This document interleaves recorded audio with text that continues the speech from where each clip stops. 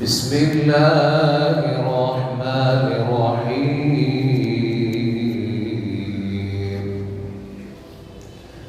ما كان محمد أبا أحد من رجالكم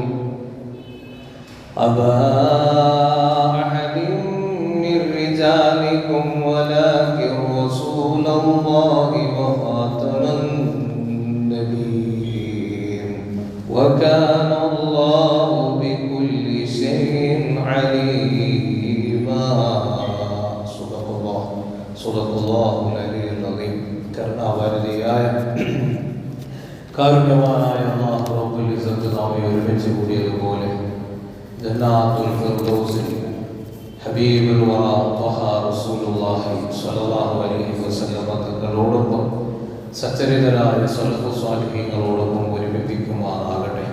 നമ്മിൽ നിന്ന് മൺമറഞ്ഞു പോയ മാതാപിതാക്കൾ, ബന്ധുമിത്രാദികൾ എല്ലാവർക്കും അല്ലാഹു മഗ്ഫിറത്ത് നൽകി അനുഗ്രഹിക്കുമാറാകട്ടെ. പ്രിയമുള്ള സത്യവിശ്വാസികളെ, പരിശുദ്ധമായ മുഹറം മാസത്തിലാണ് നാം എല്ലാവരും നിലകൊള്ളുന്നത്. മുഹറം എന്ന് പറയുമ്പോൾ വിശ്വാസികൾക്ക് ഒരുപാട് സന്തോഷത്തിൻ്റെ ഓർമ്മകൾ ഉള്ള മാസമാണ് മുഹറം. ഒരുപാട് പ്രവാചകന്മാരുടെയും ആത്മജ്ഞാനികളുടെയും ജീവിതത്തിൽ വലിയ പുരോഗതിയും ഔന്നിത്യവും അല്ലാഹു നൽകിയതോടൊപ്പം നമ്മുടെ എല്ലാം ജീവിതത്തിൽ ഓർക്കുമ്പോൾ ഒരു കറുത്ത അധ്യായമായി കർബലായുടെ ഇരുണ്ട കഥകൾ ഒരു കഥനക്കഥയായി എന്നും ലോകത്താകമാനമുള്ള മുസൽമാന്റെ ഹൃദയാന്തരാളങ്ങളിൽ അനേദിക്കുകയാണ്. മഹാനായ തിരുനബി സല്ലല്ലാഹു അലൈഹി വസല്ലമ തങ്ങളുടെ പ്രിയപ്പെട്ട മകനായ അലി ഇബ്നു അബീ ത്വാലിബ് റളിയല്ലാഹു അൻഹു വഫാത്തായപ്പോൾ സിറിയക്കാരായ ആളുകളെല്ലാം ബഹുമാനപ്പെട്ട ഹസൻ റളിയല്ലാഹു അൻഹു ആ സ്ഥാനം ഏറ്റെടുക്കണമെന്ന് ആവശ്യപ്പെട്ടു.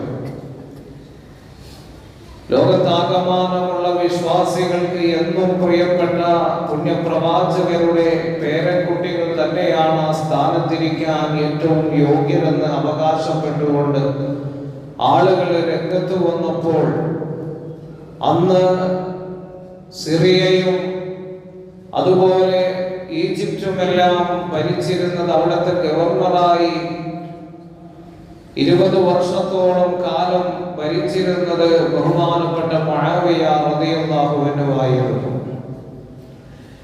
അംർ ഇബ്നു ആസിയെ പോലെയുള്ള വലിയ സൈന്യാധിപന്മാരും ഒരുപാട് സമ്പത്തും സൈന്യവും എല്ലാം ഉണ്ടായിരുന്ന വ്യക്തിയായിരുന്നു ബഹുമാനപ്പെട്ട മുആവിയ റളിയല്ലാഹു അൻഹു. അതുകൊണ്ട് തന്നെ അലി റളിയല്ലാഹു അൻഹുവിന്റെ വഫാത്തിന് ശേഷം ആ സ്ഥാനത്ത് ഇരുന്നിരുന്ന ഹസൻ റളിയല്ലാഹു അൻഹുവിനോട് മുആവിയ ആ സ്ഥാനത്ത് നിന്നുകൊണ്ട് രാജിവെക്കാൻ വേണ്ടി ആവശ്യപ്പെടുകയാണ്. ആ സമയത്ത് ഹസൻ റളിയല്ലാഹു അൻഹു നല്ല ഒരു സ്വഭാവത്തിന്റെ ഉടമയായിരുന്നു.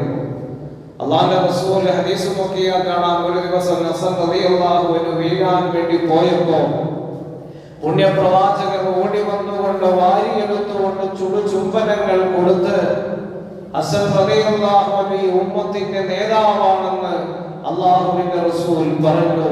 എന്നിട്ട് എന്റെ ഈ പൊന്നുമോൻ വീഴുന്നത് ഞാൻ ഒരിക്കലും സഹിക്കില്ലെന്ന് പറഞ്ഞ് പ്രവാചകർ വാരിയെടുത്ത് ചുംബനങ്ങൾ അർപ്പിച്ച ഹസൻ റളിയല്ലാഹു അൻഹു ലോകത്തുള്ള മുസ്ലിമീങ്ങൾ തമ്മിൽ ഒരിക്കലും തമ്മിലടിക്കരുത്, രണ്ട് ചേരിയായി മാറരുത് എന്ന് ചിന്തിച്ചുകൊണ്ട് ആ സ്ഥാനത്ത് നിന്നുകൊണ്ട് ഹസൻ റളിയല്ലാഹു അൻഹു രാജിവെച്ചുകൊണ്ട് മദീനത്തേക്ക് പോവുകയാണ്. സിറിയക്കാരായ ആളുകൾ മുഴുവനും അവര് ഹുസൈൻ റളിയല്ലാഹു അൻഹുവിനെ ഹസൻ റളിയല്ലാഹു അൻഹുവിനെ സപ്പോർട്ട് ചെയ്തിരുന്ന ആളുകളായിരുന്നു. എന്നാൽ കൂഫക്കാരായ ആളുകൾ അവർ മുആവിയയെ സപ്പോർട്ട് ചെയ്യുന്ന ആളുകളായിരുന്നു. അതുകൊണ്ട് തന്നെ ഒരു ചേരിതിരിവ് വേണ്ട എന്ന് ചിന്തിച്ചുകൊണ്ട് മഹാനായ ഹസൻ റളിയല്ലാഹു അൻഹു ലോകത്തിന്റെ നേതാവ് സയ്യിദുൽ കായിനാത്ത് മുഹമ്മദ് റസൂലുള്ളാഹി സ്വല്ലല്ലാഹു അലൈഹി വസല്ലം തങ്ങൾ അന്തിയുറങ്ങുന്ന പരിശുദ്ധമായ മദീനയുടെ മലർപ്പരപ്പിലേക്ക് ഹസൻ റളിയല്ലാഹു അൻഹു പോവുകയാണ്. അവിടെ നീണ്ട 8 വർഷക്കാലം ജീവിച്ചു. ക്രിസ്താബ്ദം 669 ഹസൻ റളിയല്ലാഹു അൻഹു ഈ ലോകത്ത് നിന്നുകൊണ്ട് വഫാത്താവുകയാണ്. ഇസ്ലാമിന്റെ ഹിസ്റ്ററി നമ്മൾ പഠിക്കണം. കർബല എന്ന് പറയുമ്പോൾ ഷിയാക്കൾ ആ ദിവസം വരുമ്പോ വലിയ പ്രശ്നങ്ങളൊക്കെ ഉണ്ടാക്കുന്നത് കാണുമ്പോ അവര് സ്വന്തം ശരീരത്തെ മുറിവേൽപ്പിക്കുന്നത് കാണുമ്പോൾ ഇതിന്റെ ചരിത്ര പശ്ചാത്തലം എന്താണെന്ന് ചോദിച്ചാൽ നമ്മിൽ പല ആളുകൾക്കും അറിയില്ല. എന്താണ് കർബല? പ്രിയപ്പെട്ടവരെ, നമ്മൾ പഠിക്കേണ്ടതുണ്ട്. അങ്ങനെ മുആവിയ ഹസൻ റളിയല്ലാഹു അൻഹുവിന്റെ വഫാത്തിന് ശേഷം മുആവിയ ഭരണത്തിൽ വന്നു. ലോകത്താകെ പ്രശ്നമായി. മുആവിയ നല്ലൊരു ഭരണാധികാരിയായിരുന്നു. ഒരുപാട് രാജ്യങ്ങളിൽ ഇസ്ലാമിന്റെ ബൈസന്റിയൻ സാമ്രാജ്യത്തിന്റെ അധപ്പതനങ്ങളെ പറ്റിയിട്ട് പഠിച്ചു കഴിഞ്ഞാൽ മുആവിയയുടെ പങ്ക് നമുക്ക് മനസ്സിലാക്കാൻ സാധിക്കും. ലോകത്തിന്റെ പല ഭാഗങ്ങളിൽ, ഈജിപ്തിലും അതുപോലെ സിറിയയിലും ലോകത്തിന്റെ നിഖില മേഖലകളിൽ ഇസ്ലാമിനെ വ്യാപിപ്പിക്കുന്നതിൽ വലിയ പങ്ക് വഹിച്ച ഒരു വ്യക്തിയായിരുന്നു മുആവിയ റളിയല്ലാഹു അൻഹു. അതിൽ സംശയമില്ല. പക്ഷേ മുആവിയ റളിയല്ലാഹു അൻഹു ക്രിസ്താബ്ദം 680 മരണപ്പെട്ടപ്പോൾ അദ്ദേഹം ചെയ്ത ഏറ്റവും വലിയൊരു മണ്ടത്തരമായ ഒരു തീരുമാനമായിരുന്നു അദ്ദേഹത്തിന്റെ മകൻ യസീദ്. ചെറുപ്പത്തിൽ നല്ല സ്വഭാവമായിരുന്നു. പക്ഷെ വലുതായി വന്നപ്പോൾ സ്വഭാവമൊക്കെ അങ്ങ് മാറി. പെണ്ണുപിടിയനായിരുന്നു, കള്ളുകുടിയനായിരുന്നു. നായാട്ടിൽ മാത്രം ശ്രദ്ധ കേന്ദ്രീകരിച്ചുകൊണ്ട് ആഡംബരത്തിന് മതിമറന്നുകൊണ്ട് ജീവിച്ച ഒരു വ്യക്തിയായിരുന്നു യസീദ്. അദ്ദേഹത്തിന്റെ ഭരണം ഏൽപ്പിച്ചു കൊടുത്തപ്പോ ലോകത്തുള്ള മുഴുവൻ ആളുകളും എതിർക്കാൻ തുടങ്ങി. ബഹുമാനപ്പെട്ട ഹുസൈൻ റളിയല്ലാഹു അൻഹുവിന് ഒട്ടും താല്പര്യമുണ്ടായിരുന്നില്ല ഭരണത്തിലിരിക്കാൻ. അതുകൊണ്ട് തന്നെ പ്രവാചകരുടെ മദീനത്തിൽ ഇരിക്കുന്ന സമയത്ത് ഹുസൈൻ റളിയല്ലാഹു അൻഹുവിനെ ആളുകൾ മുഴുവനും കൊണ്ടുപോയിട്ട് കത്ത് കൊടുക്കുകയാണ്. ചരിത്രം പരിശോധിച്ചു കഴിഞ്ഞാൽ കാണാം, ഹിസ്റ്ററി ഓഫ് കർബല പരിശോധിച്ചാൽ കാണാം, ഒരു ഒട്ടകത്തിന് ചുമക്കാൻ മാത്രമുള്ള അത്രയും കത്തുകൾ ബഹുമാനപ്പെട്ട ഹുസൈൻ റളിയല്ലാഹു അൻഹുവിന്റെ അടുക്കൽ വരികയാണ്. ആ സമയത്ത് ഹുസൈൻ റളിയല്ലാഹു അൻഹുവിനോട് യസീദിന്റെ കയ്യിൽ നിന്നുകൊണ്ട് അധികാരം നിങ്ങൾ പിടിച്ചു വാങ്ങണമെന്ന് പറഞ്ഞപ്പോൾ അന്ന് 3 ആളുകൾ ജീവിച്ചിരുന്നു. സഹാബത്തിന്റെ കൂട്ടത്തിൽ പ്രമുഖരായ ഒന്നാമത്തെ ആള് മഹാനായ അബ്ദുല്ലാഹി ഇബ്നു ഉമർ റളിയല്ലാഹു അൻഹു ആയിരുന്നു. റസൂലുള്ളാഹി തങ്ങളുടെ കാലഘട്ടത്തിൽ ജീവിച്ച ഉമർ റളിയല്ലാഹു അൻഹുവിന്റെ മകനായ അബ്ദുല്ലാഹി ഇബ്നു ഉമർ റളിയല്ലാഹു അൻഹുവിനോട് അഭിപ്രായം മാറാനോ ജനങ്ങൾ അബ്ദുല്ലാഹി ഇബ്നു ഉമറിനോട് ഭരണത്തിലേക്ക് കടന്നു വരാൻ വന്ന് പറഞ്ഞപ്പോ യസീദിനെ ഭരിക്കാൻ സമ്മതിക്കരുത്, നിങ്ങൾ ഞങ്ങളുടെ നേതാവാകണം.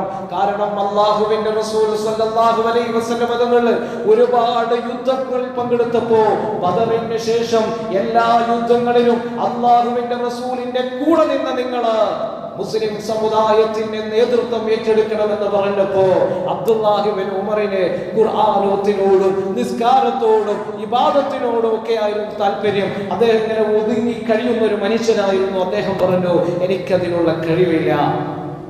അങ്ങനെ ഇവൻ എന്ത് ചെയ്തു?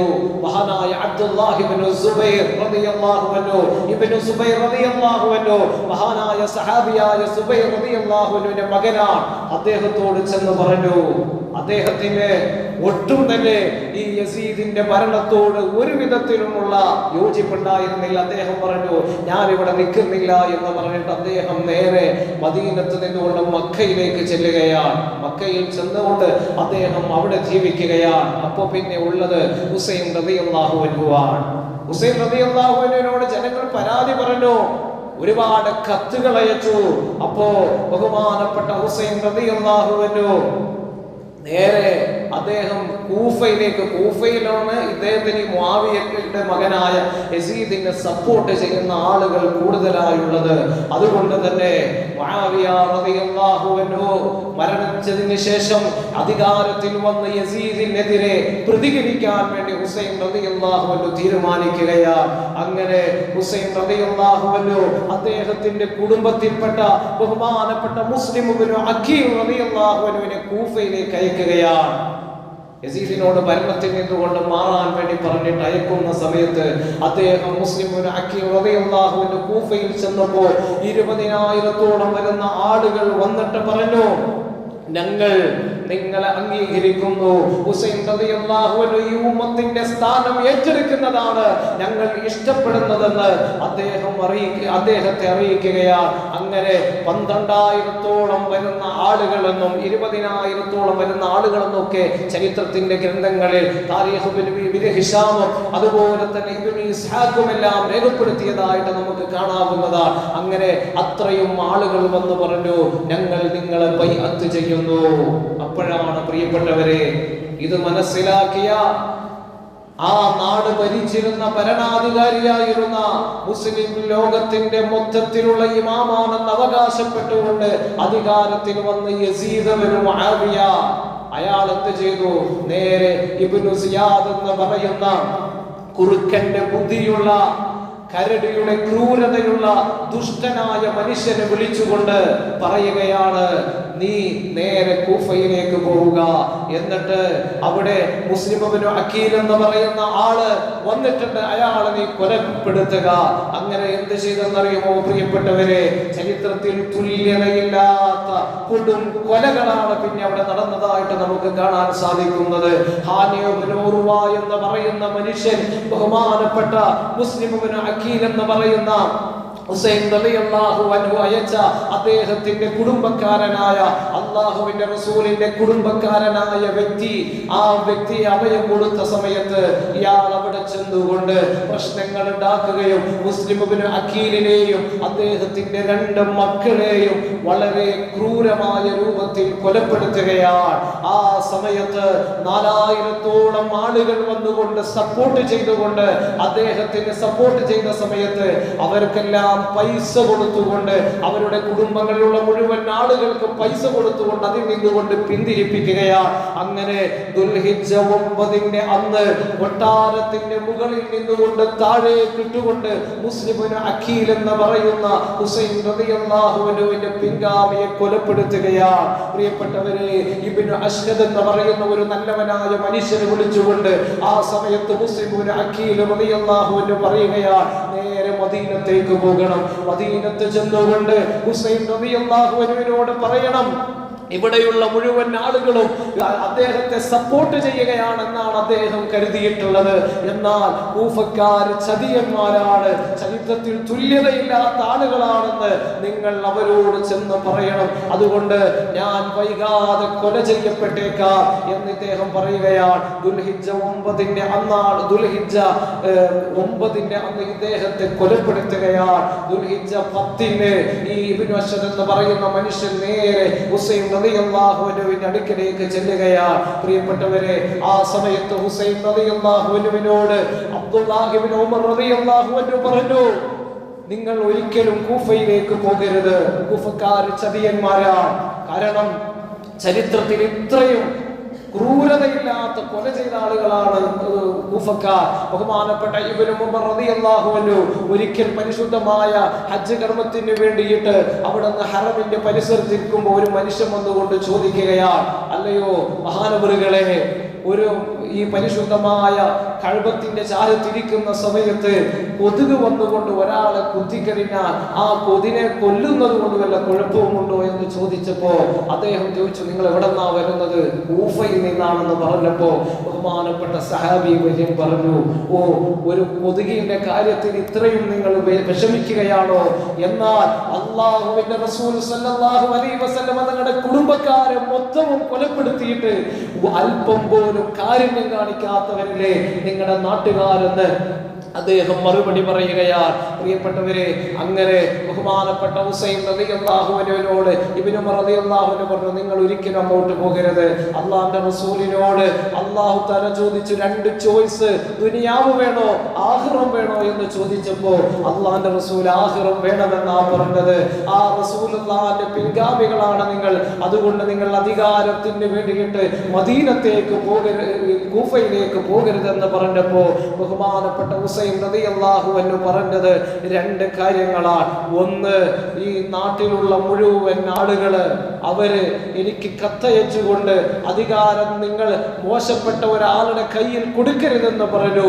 അതുകൊണ്ട് എനിക്ക് ആ വാക്ക് പാലിക്കാതിരിക്കാൻ പറ്റില്ല എന്ന് അദ്ദേഹം മറുപടി പറയുകയാണ്. രണ്ടാമതായിട്ട് അദ്ദേഹം പറഞ്ഞ കാര്യം എന്തെന്ന് വെച്ച് കഴിഞ്ഞാൽ ഈ ഉമ്മത്ത് മുഴുവനും വിഘടിച്ചു പോകാൻ അത് കാരണമായി തീരും യസീദിന്റെ ഭരണം. അതുകൊണ്ട് എന്നെ സംബന്ധിച്ചിടത്തോളം ഞാൻ ആഖിറമാണ് ഇച്ഛിക്കുന്നതെന്ന് പറഞ്ഞുകൊണ്ട് ഹുസൈൻ റളിയല്ലാഹു അൻഹു കൂഫയുടെ മണ്ണിലേക്ക് ചെല്ലുകയാണ്. പ്രിയപ്പെട്ടവരെ, ആ സമയത്ത് മഹാനായ ഹുസൈൻ റളിയല്ലാഹു അൻഹുവിനെ ശിമർ എന്ന് പറയുന്ന ദുഷ്ടനായ ദുഷ്ടനായ സൈന്യത്തലവൻ വന്നുകൊണ്ട് ഹുസൈൻ റളിയല്ലാഹു അൻഹുവിനെ ക്രൂരമായി കൊല ചെയ്യുകയാണ്. അഹ്ലു ബൈത്തിൽപ്പെട്ട 100ഓളം ആളുകളാണ് കർബലായുടെ മണ്ണിൽ വെച്ചുകൊണ്ട് കൊല ചെയ്യപ്പെടുന്നത്.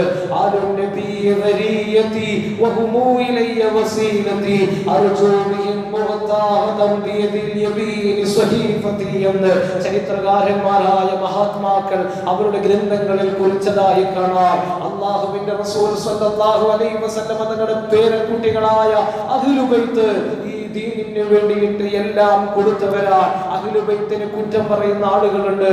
അഹ്ലു ബൈത്ത് തങ്ങന്മാർ എന്താ ഇതിനു വേണ്ടി ചെയ്തതെന്ന് ചോദിക്കുന്നവരുണ്ട്.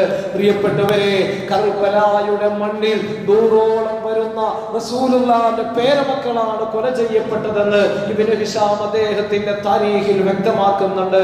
അങ്ങനെ ഹസൻ റളിയല്ലാഹു അൻഹു ബഹുമാനപ്പെട്ട ഹുസൈൻ റളിയല്ലാഹു അൻഹുവിനെ കൊല ചെയ്യാൻ ആളുകൾ മടിച്ചിരുന്നപ്പോൾ ശിമർ എന്ന് പറയുന്ന ആള്, അതുപോലെ തന്നെ സിനാൻ ഇബ്നു അനസ് എന്ന് പറയുന്ന 2 കാബാലികന്മാർ വന്നുകൊണ്ട് ബഹുമാനപ്പെട്ടവരെ ക്രൂരമായിട്ട് കൊലപ്പെടുത്തുകയാണ്. വെട്ടിക്കൊന്നിട്ട് അദ്ദേഹത്തിന്റെ തല മുറിച്ചെടുത്തുകൊണ്ട് ഇബ്നു സിയാദ് എന്ന് പറയുന്ന ക്രൂരനായ ഭരണാധികാരിയുടെ മുമ്പിൽ കൊണ്ടുവന്ന് വെക്കുകയാണ്. എന്നിട്ട് ആ ശരീരത്തിൽ വടി കൊണ്ടടിക്കുകയാണ്. അത് കണ്ട് സഹിക്കാൻ കഴിയാത്ത അനസ് ബിൻ മാലിക് റളിയല്ലാഹു അൻഹു എഴുന്നേറ്റ് നിന്നുകൊണ്ട് ആക്രോശിച്ചിട്ട് പറഞ്ഞു, നിങ്ങൾ എന്താണ് ചെയ്യുന്നത്?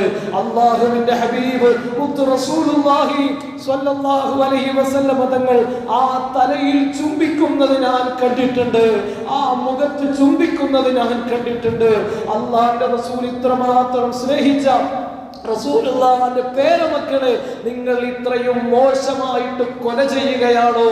അദ്ദേഹത്തിന്റെ മയ്യിത്തിനോടെങ്കിലും നിങ്ങൾക്ക് ആദരവ് കാണിച്ചുകൂടെ എന്ന് അനസ് ബിൻ മാലിക് റളിയല്ലാഹു അൻഹു അവിടെ നിന്നുകൊണ്ട് ആക്രോശിക്കുകയാണ്. പ്രിയപ്പെട്ടവരെ, അങ്ങനെ ഹിജ്റ 62-ാമത്തെ വർഷം മുഹറം 10-ാം തീയതി ബഹുമാനപ്പെട്ട ഹുസൈൻ റളിയല്ലാഹു അൻഹുവിനെയും അവിടുത്തെ കുടുംബത്തെയും ഈ കൂഫക്കാരായ ധിക്കാരികളായ ആളുകൾ കൊല ചെയ്യുകയാണ്. എന്നിട്ട് അതിനെതിരെ അവിടെയുള്ള ഒരു മനുഷ്യൻ പോലും പ്രതികരിച്ചില്ല. 4 വർഷം കഴിഞ്ഞു. അതിനുശേഷം ബഹുമാനപ്പെട്ട ഹുസൈൻ റളിയല്ലാഹു അൻഹു വഫാത്തായി 4 വർഷം കഴിഞ്ഞപ്പോൾ അദ്ദേഹത്തിന്റെ പേരക്കുട്ടികളിൽപ്പെട്ട സയ്യിദ് ബിൻ ഹുസൈൻ റളിയല്ലാഹു അൻഹു, അദ്ദേഹത്തിന്റെ മകനായ സയ്യിദ് ബിൻ ഹുസൈൻ റളിയല്ലാഹു അൻഹു, അദ്ദേഹത്തെ ഈ കൂഫക്കാർ പിന്നെയും വിളിച്ചു, നിങ്ങൾ ഞങ്ങളുടെ നാട്ടിലേക്ക് വരണം, നിങ്ങളെ ഞങ്ങൾ ഇമാമായി അംഗീകരിക്കുന്നു എന്ന് പറഞ്ഞ് വിളിച്ചു വരുത്തി. എന്നിട്ട് ചോദിച്ചു, അബൂബക്കറും ഉമറും അദ്ദേഹം നിങ്ങളുടെ പിതാവിന് കിട്ടേണ്ട ആ അധികാരം അദ്ദേഹത്തിന് കൊടുത്തില്ല, നിങ്ങളുടെ പിതാവിന് കിട്ടേണ്ട അർഹമായ സ്ഥാനം കൊടുത്തിട്ടില്ല എന്ന് പറഞ്ഞപ്പോൾ ബഹുമാനപ്പെട്ട സയ്യിദ് ഇബ്നു ഹുസൈൻ റളിയല്ലാഹു അൻഹു അത് അംഗീകരിച്ചില്ല. അബൂബക്കറും ഉമറും നല്ല ആളുകളാണ് എന്ന് പറഞ്ഞതിന്റെ പേരിൽ അദ്ദേഹത്തെ ഈ കർബലയിലെ കൂഫക്കാരായ ആളുകൾ അദ്ദേഹത്തെയും കൊല ചെയ്യുകയാണ്. പ്രിയപ്പെട്ടവരെ, ചരിത്രത്തിൽ ഇത്രയും മോശപ്പെട്ട ആളുകളെ അവർക്ക് നമുക്ക് കാണാൻ കഴിയില്ല. അത് കഴിഞ്ഞ് 4 വർഷം കഴിഞ്ഞപ്പോൾ ഇവർക്ക് മാനസാന്തരം ഉണ്ടായി. അള്ളാഹുവിന്റെ റസൂലിന്റെ പേരമക്കളെയൊക്കെ കൊന്നതല്ലേ, അങ്ങനെ തിരിച്ചെന്ത് ചെയ്തു? കൂഫയിൽ നിന്ന് ഇവർ കർബലയിൽ വന്നു. കർബലയിൽ വന്നിട്ട് പ്രതികാരം ചെയ്യണമെന്ന് പറഞ്ഞിട്ട് അഹ്ലു ബൈത്തിനെ കൊന്നവരോട് പ്രതികാരം ചെയ്യണമെന്ന് പറഞ്ഞിട്ടാണ് വന്നത്. കർബലയിൽ എത്തിയപ്പോ അവരെന്ത് ചെയ്തു? സ്വന്തം ശരീരങ്ങളിൽ കൈകളിൽ ഉണ്ടായിരുന്ന വാളുകൾ കൊണ്ട് മുറിവേൽപ്പിക്കാൻ തുടങ്ങി. സ്വന്തം വാളുകൾ കൊണ്ട് ശരീരത്തിൽ മുറിവേൽപ്പിച്ചുകൊണ്ട് രക്തമൊഴുക്കിയിട്ട് അവർ അട്ടഹസിക്കാൻ തുടങ്ങി. അവിടെ നിന്നാണ് പ്രിയപ്പെട്ടവരെ ഷിയായിസം എന്ന് പറയുന്ന ഒരു പ്രസ്ഥാനം ഉടലെടുക്കുന്നത്. അവിടെ നിന്നുകൊണ്ടാണ്. അതിനു മുമ്പ് ഷിയ എന്ന് പറയുന്ന പാർട്ടി ഉണ്ടായിരുന്നു, പക്ഷേ അതൊരു രാഷ്ട്രീയപരമായ ഒരു സംഘടനയായിരുന്നു. എന്നാൽ ഷിയായിസം ഉത്ഭവിക്കുന്നത് അവിടെ നിന്നാണ്. അതിനുശേഷം അതിൽപ്പെട്ട ഒരു വിഭാഗം, നേരത്തെ ഞാൻ പറഞ്ഞല്ലോ, സയ്യിദ് ബിൻ ഹുസൈൻ റളിയല്ലാഹു അൻഹുവിനെ പിന്തുണക്കുന്ന ഒരു വിഭാഗം ഷിയാക്കള്, അവര് അബൂബക്കർ റളിയല്ലാഹു അൻഹുവിനെയോ ഉമർ റളിയല്ലാഹു അൻഹുവിനെയോ ഒന്നും കുറ്റം പറയാത്ത ആളുകളാണ്. അല്ലാത്തവര് അബൂബക്കർ റളിയല്ലാഹു അൻഹുവിനെയും ഉമർ റളിയല്ലാഹു അൻഹുവിനെയും ഒക്കെ ചീത്ത പറഞ്ഞുകൊണ്ട് അലിയാര് തങ്ങൾക്ക് കിട്ടേണ്ട സ്ഥാനം, റസൂലുള്ളാഹി വഫാത്തായി പിന്നെ വരേണ്ടത് അലി ഇബ്നു അബീ ത്വാലിബാണ്, അദ്ദേഹത്തിന്റെ സ്ഥാനം ഇവർ കൈയടക്കിയതാണ് എന്നാണ് ഷിയാക്കളിൽപ്പെട്ട ഒരു വിഭാഗം പറയുന്നത്. എന്നാൽ സയ്യിദ് ബിൻ ഹുസൈൻ റളിയല്ലാഹു അൻഹു പിന്തുണക്കുന്ന വേറൊരു വിഭാഗം നേരെ തിരിച്ചാണ്. പക്ഷേ ഇവരൊക്കെ ചെയ്യുന്നത് ഈ മുഹറം 10 വരുന്ന സമയത്ത് കർബലായിൽ പോകും. അല്ലെങ്കിൽ നമ്മുടെ നാട്ടിൽ ലോകത്ത് ഏറ്റവും കൂടുതൽ ഷിയാക്കളുള്ള സ്ഥലം പരിശോധിച്ചാൽ ഇറാൻ കഴിഞ്ഞാൽ പിന്നെ കുവൈത്താണ്. അതുപോലെ ബംഗ്ലാദേശ്, നമ്മുടെ ഇന്ത്യയിലും ഒരുപാട് ആളുകൾ പല സ്ഥലങ്ങളിലുമുണ്ട്. ഉത്തരേന്ത്യയിലൊക്കെ ചെന്നാൽ കാണാം, അവര് ഈ മുഹറം 10 വരുന്ന സമയത്ത് ശരീരത്തിന്റെ ഭാഗങ്ങളിൽ ഓരോ അവയവങ്ങളും മുറിച്ചെടുത്തുകൊണ്ട് ശരീരത്തിൽ മുറിവേൽപ്പിച്ചുകൊണ്ട് രക്തം ചീന്തിയിട്ട് ശരീരത്തിൽ നെഞ്ചത്തടിച്ചുകൊണ്ടൊക്കെ ഹുസൈൻ റളിയല്ലാഹു അൻഹുവിനോടുള്ള ഐക്യദാർഢ്യം പ്രകടിപ്പിക്കുന്നതായി കാണാം. അങ്ങനെ ഒരു സംഗതി പരിശുദ്ധമായ ഇസ്ലാമിലില്ല.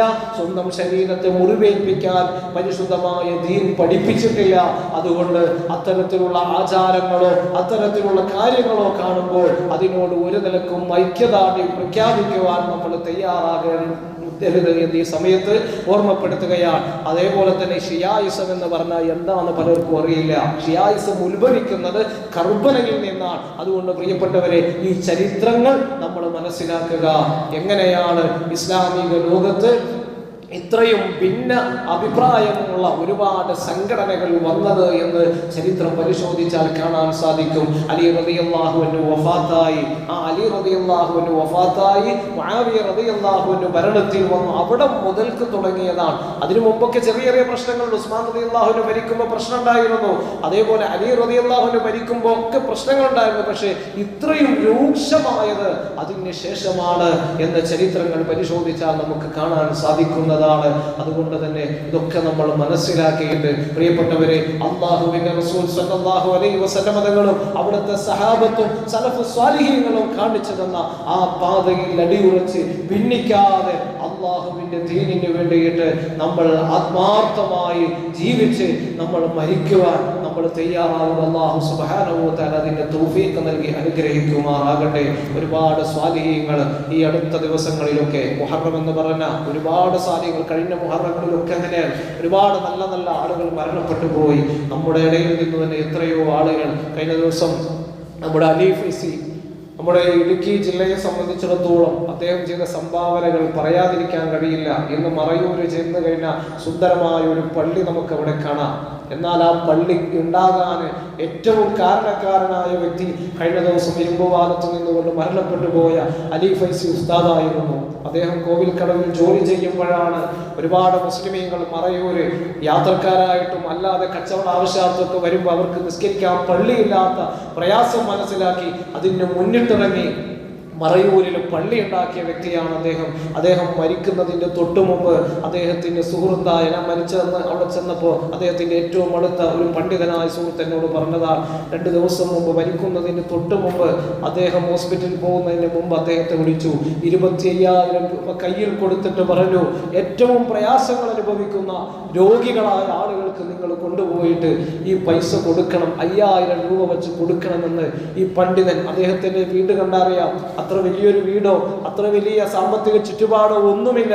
എന്നിട്ട് താൻ മരിക്കുവാൻ പോവുകയാണെന്ന് മനസ്സിലാക്കിയ ആ സമയത്ത് പോലും തൻ്റെ കുടുംബത്തിനോ മറ്റോ കൊടുക്കാതെ, അദ്ദേഹം വേറെ പലതും കൊടുത്തിട്ടുണ്ട്, അതല്ല പറയുന്നത്, മറിച്ച് തന്നെ പോലെ പ്രയാസം അനുഭവിക്കുന്ന രോഗികളായ ആളുകൾ അവർക്ക് വേണ്ടിയിട്ട് കൊടുക്കാൻ പറഞ്ഞ് 25,000 രൂപ കൊടുത്തിട്ട് അദ്ദേഹം മരണപ്പെട്ട വ്യക്തിയാ. അല്ലാഹു തആല ദറജ ഏറ്റി കൊടുക്കുമാറാകട്ടെ. നമ്മളിൽ നിന്ന് മരിച്ചുപോയ മുഴുവൻ ആളുകൾക്ക് അല്ലാഹു മഗ്ഫിറത്തും റഹ്മത്തും നൽകി അനുഗ്രഹിക്കുമാറാകട്ടെ.